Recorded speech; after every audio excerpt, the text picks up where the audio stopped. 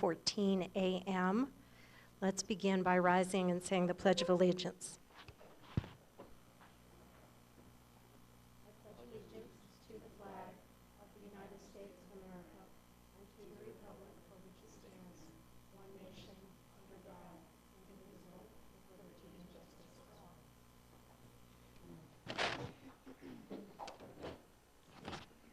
Thank you for hosting us in cells this morning. I'm Commissioner Linda McNulty. Is the meeting being live streamed this morning? Excellent. So the other commissioners will be watching or will have an opportunity to watch the video later on. I want to thank you for coming to the meeting. The purpose of these meetings is to allow you to give us input on the draft congressional and legislative maps that we have issued. We want to hear if you have concerns about the maps, if you have comments about the maps, if you have suggestions about ways to improve the maps. This is the opportunity to make those comments to us. There is a requirement under federal law that we have translation services available at each of these meetings. So I'd like now to call our translators up to provide a welcome and to offer their translation services. The first is Elsa Gutierrez. Ms. Gutierrez, could you come up briefly? Thank you. Good morning. My name is Elsa Gutierrez. I will read the statement. Commissioner McNulty, ladies and gentlemen, in accordance with the Voting Rights Act, a interpreter will be available at all the public hearings in order to provide translations and interpretation services that might be needed for those citizens that need translation interpretation services. Please contact the translation interpreters present at this meeting so that he or she can assist you. Will the interpreters please raise your hand so that you can be identified? Comisionera McNulty, damas y caballeros, de acuerdo con la ley de los derechos electorales, un traductor e intérprete estará disponible en todas las reuniones de audiencia pública a fin de proporcionar la traducción e interpretación que puedan ser necesarias para los ciudadanos que necesiten servicios de traducción e interpretación. Por favor, contacte al traductor o intérprete presente en esta audiencia para que él o ella le puedan ayudar. Por favor, los intérpretes levanten su mano para ser reconocidos. Gracias. Thank you very much.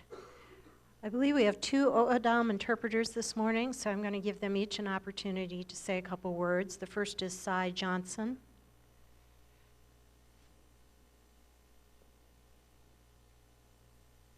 Good morning. My name is Cy Johnson Sr., and I was asked to come and assist in interpreting autumn language, and I'm honored to be here to hear outside of what goes on in the nation and how the role of autumn plays in this on the Pima County. So Gugsiarik Banjugik Cy Johnson Masma ya Haichuk Gugich Mandamo York said the Matpasi Masma be him Mirigan York ma Ida Matba him to him Jewed Junction has Masma Gugosha corner Ida Mob Data corner Wanyumentum. The masma iaji amanda mo kaka mo si mo samaj kata donok sapa mo ha agita him kumachkum autumn humachkum. Thank you very much. And Camillus Lopez.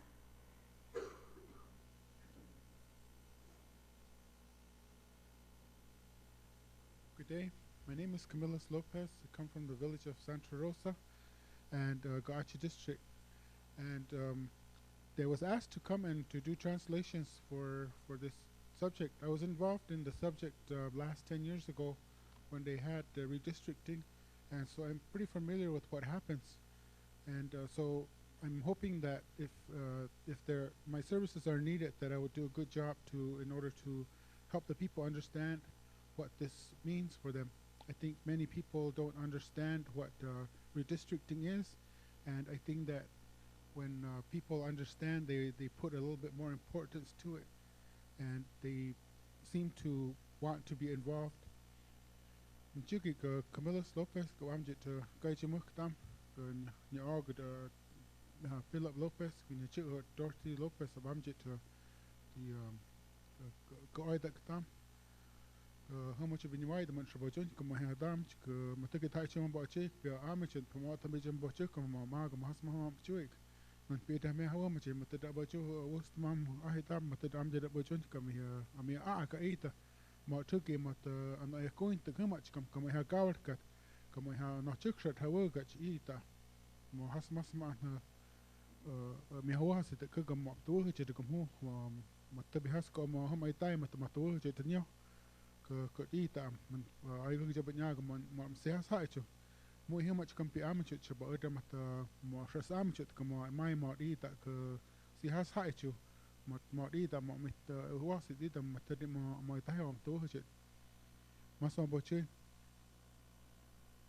Thank you very much. We have with us this morning our Deputy Executive Director, Christina Gomez, our legal counsel, Joe Canefield from the law firm of Ballard and Spar, Colleen Belock from our mapping consultant, Strategic Telemetry, our court reporter, Marty Herder, who's transcribing the hearing, our Chief Technology Officer, Buck Forrest, who's hiding behind all that stuff over there, and our two public outreach coordinators, Lisa Schmeling and Christina Olson. If you have questions, you can ask any of those folks for help. As I said, we're here today to seek your comments about the draft congressional and legislative maps. And if anyone would like to comment in the hearing, we have yellow request to speak forms at the table there that you can fill out and bring up to me. And after we do a presentation about the redistricting process, we'll receive your comments at the microphone there. If you would prefer not to speak at the hearing, there's an information packet also at the table that provides information about what this redistricting process is all about and where we are in the process. And at the back of that, there is a blue comment form that you can fill out and leave at the table, or you can send it in at any time in the next week or so.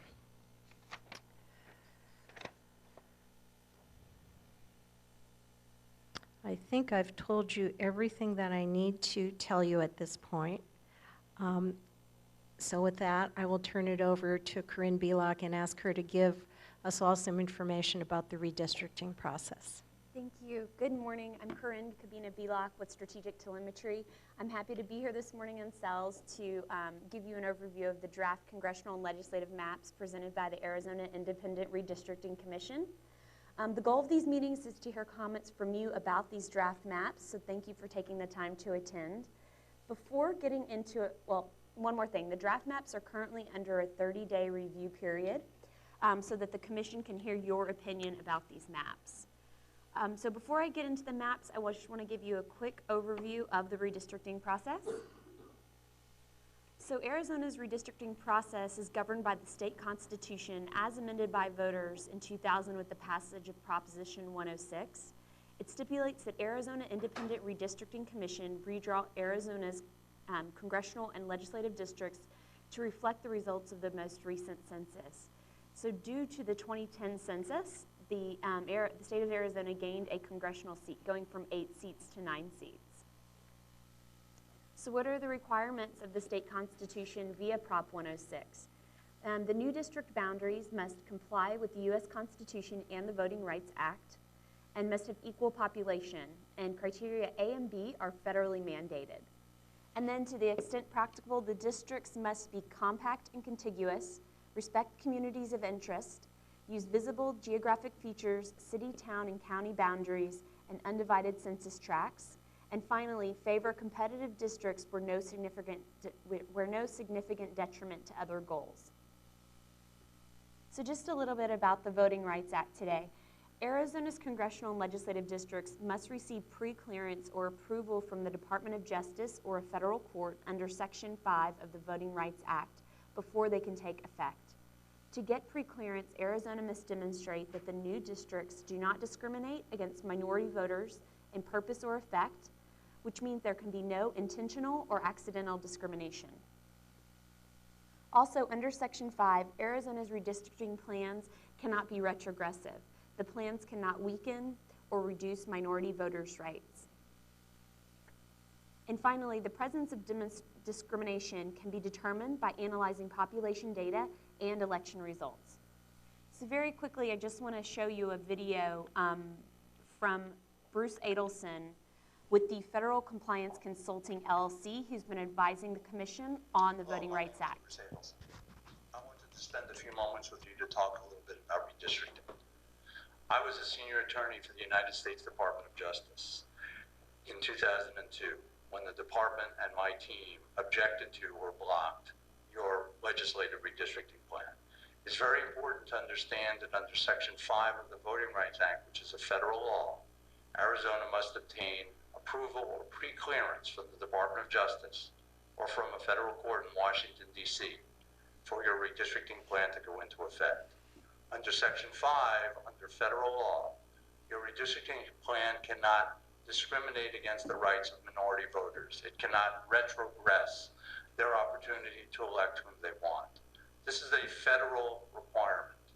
The federal requirement supersedes and takes precedence over all state requirements, whether they're competitiveness, compactness, contiguity, or keeping communities of interest together. Those are all very important. But if they conflict with the Voting Rights Act and conflict with the one person, one vote requirement of the U.S. Constitution, then they must be revised. The requirements of the Voting Rights Act and one person, one vote are paramount. There cannot be any retrogression or discrimination against the rights of minority voters. If there is, the Department of Justice will not approve the redistricting plan. That's what we said when we wrote our letter in May 2002, and we objected to what the Redistricting Commission 9 years ago had done. We found that the redistricting plan, the legislative plan, had discriminated against the rights of minority voters. And under federal law, that plan could not go into effect. So that as you contemplate redistricting and look at the various maps that have been provided by the Commission, it's very important to understand that the federal requirements under our system of law and government take priority. Those requirements cannot be minimized and must be complied with for your redistricting plan to go into effect next year to enable you to have your legislative and congressional elections. I hope that my perspective as being a former federal law enforcement officer has been helpful, and I wish you continued success with your redistricting process. Thank you. So I'll just pull up the presentation again very quickly.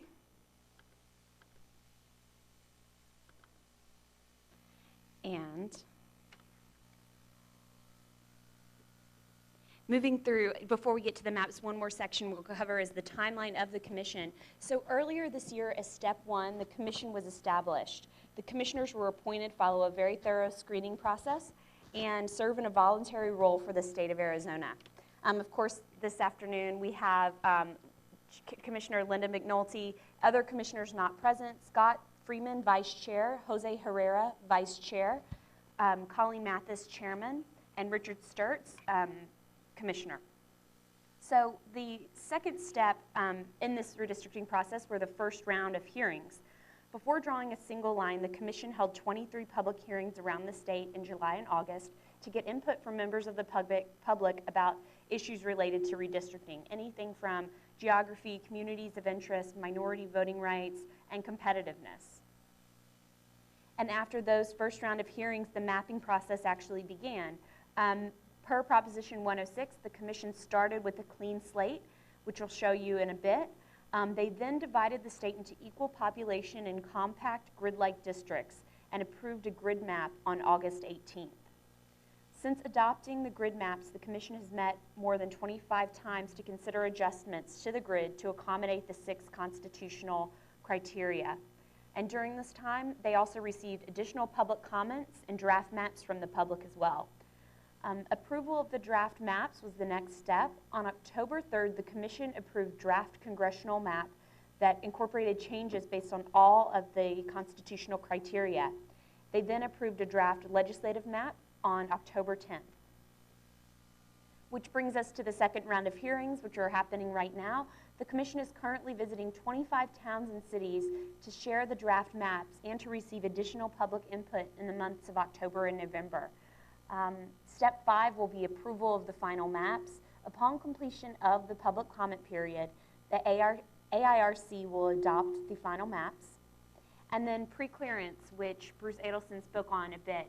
Because Arizona is subject to Section 5 of the Voting Rights Act, the districts must be approved by the Federal Department of Justice or a federal court in Washington, D.C. before they can be used for Arizona elections. So moving on to the maps. Before I show you the draft map, I just want to show you the progression of the maps throughout the process. So the map that you see here on the screen is the congressional map that was approved by the last Redistricting Commission. It was most recently used in the 2010 elections.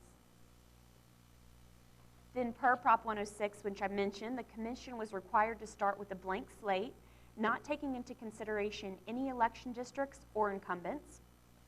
Excuse me. Also, per Proposition 106, the Commission started with a grid map, as I touched on earlier. Excuse me, I'm so sorry.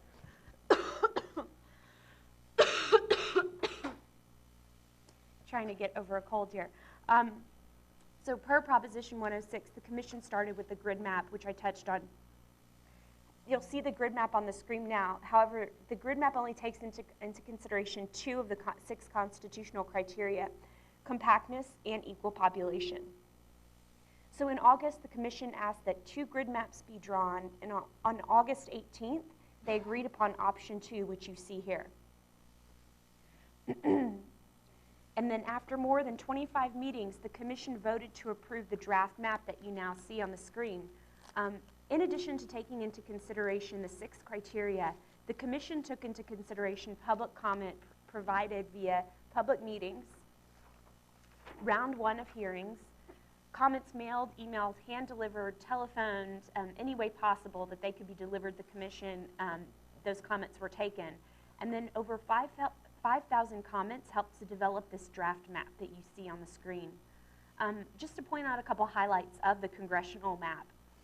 The congressional draft map includes 2 predominantly rural districts, 3 border districts, 3 districts in the greater Tucson region, 5 districts that are entirely in Maricopa County.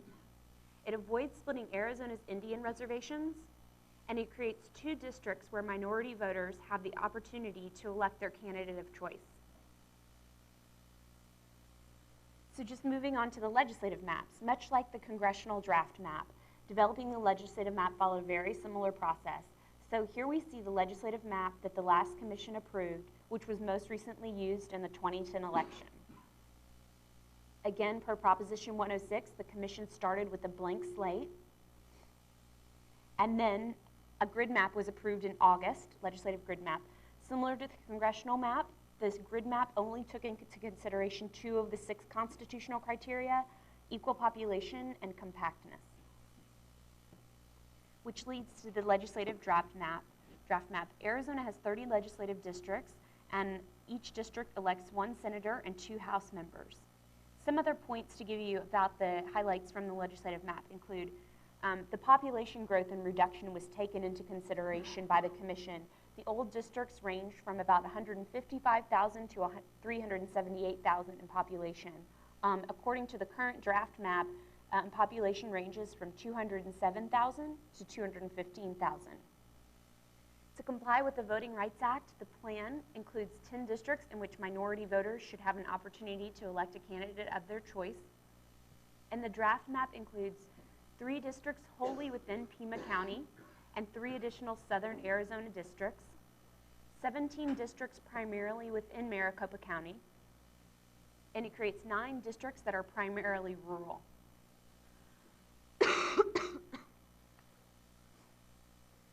So moving on to the most important reason why we're here is that the ARC wants your input on these maps. There's several ways you can do that. You can fill out a request to speak at a public hearing and provide the commission with your input. Examples of input might include thoughts on all the constitutional criteria, draft congressional map, and the draft legislative map. You can also submit your input by speaking at a hearing and filling out a public you can also fill out a public input form at a hearing or on the AIRC website. And you can visit azredistricting.org, which is the commission's website, or call 602-542-5221, or also toll free at 855-733-7478 with any comments that you might have about the maps. So another important thing is that the commission wants you to stay connected through this process. On the screen, you'll see a shot of the commission's website, and the arrows highlight a couple key areas of interest. Under meetings, you can find dates for future and past meetings, and in case you'd like to watch the deliberation that went into making these draft maps, all of the video is on the website by date, so you can find the date that you're interested in watching. If you'd like to make comments, you can click on the public input form, which you see the red arrow there highlighting that. And then if you would like to see the maps, you can click on either of the links there that say maps. In particular, the arrow down at the bottom will guide you directly to draft maps. Once you click on that link, you'll see this screen here. Basically, most people are, of course, interested in reviewing the draft maps as closely as possible. So once you get to this screen, you'll see you have a menu of choices, basically. These maps are displayed essentially in a number of different file types, from JPEG to PDF to KMZ, Google Map.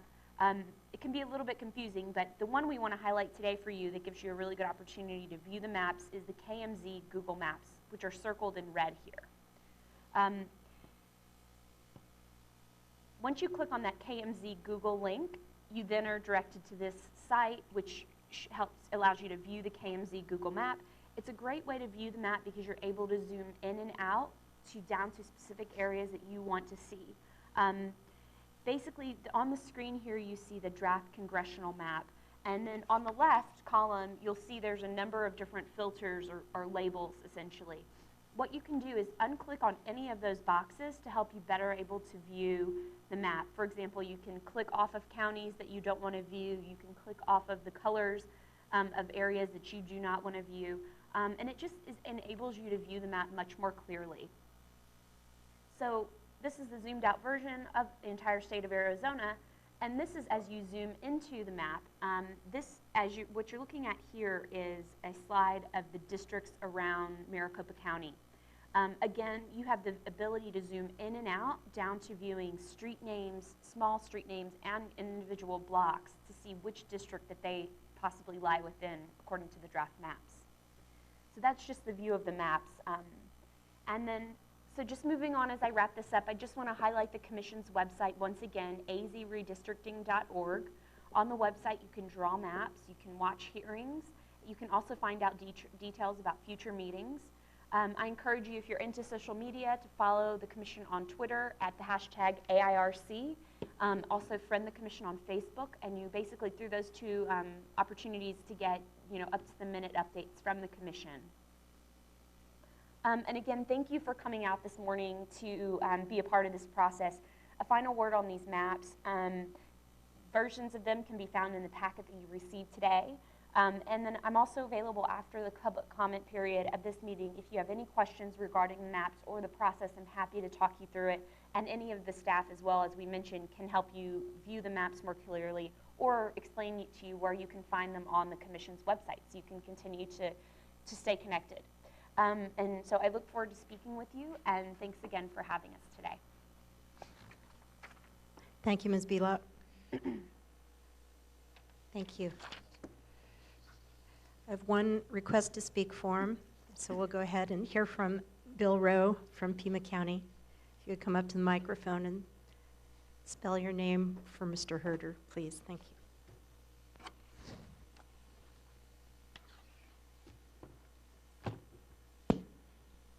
Good morning.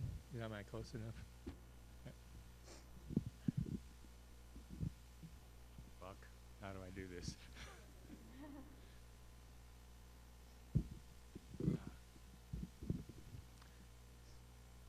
Good morning. Can you hear me now? Good. I'm Bill Rowe, R-O-E, from Tucson and Pima County, and thank you for the opportunity to speak this morning. And Commissioner McNulty, thank you for being here. Until after the Second World War, in a Arizona Supreme Court case in the late 1940s, authored by Justice Levi Udall, Native Americans did not have the right to vote in Arizona. And since then, they have had that right. Redistricting is incredibly important to them, not just the Tohono O'odham Nation, but the other nations, some 22 federally recognized tribes in Arizona. So the process is extremely important.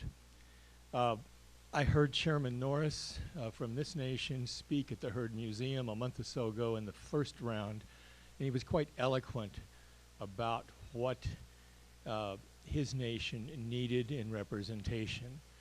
But like many of us, he felt strongly that the process was going well, that it was important to focus on fairness, it was important to focus on competitiveness, and he gave some proposals for legislative and congressional districts, and those were taken into consideration. I don't think they were, followed completely in the draft maps that are out now. But I urge you to continue in your process looking for fairness, looking for competitiveness, and benefiting all Arizonans, including the 22 federally recognized tribes in the state who in the past did experience voting discrimination. Thank you very much. Thank you, Mr. Rowe. Is there anyone else who would like to speak before the commission?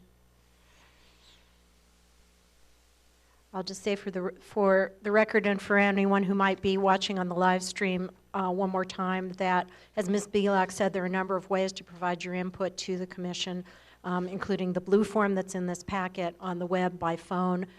So please take advantage of those opportunities. Typically at this point in the meeting, the commissioner who's chairing the meeting asks their fellow commissioners if they have anything they would like to add. So being the only commissioner here, I will say I would like to add that as you've heard on our presentation, the Voting Rights Act is extremely important to this endeavor and ensuring that minorities, including Native American members of our state of Arizona, have the opportunity to elect candidates of their choice. The Native American nations have been very generous in hosting the commission all over the state. We've learned a great deal by traveling to their communities and reservations, and we appreciate that.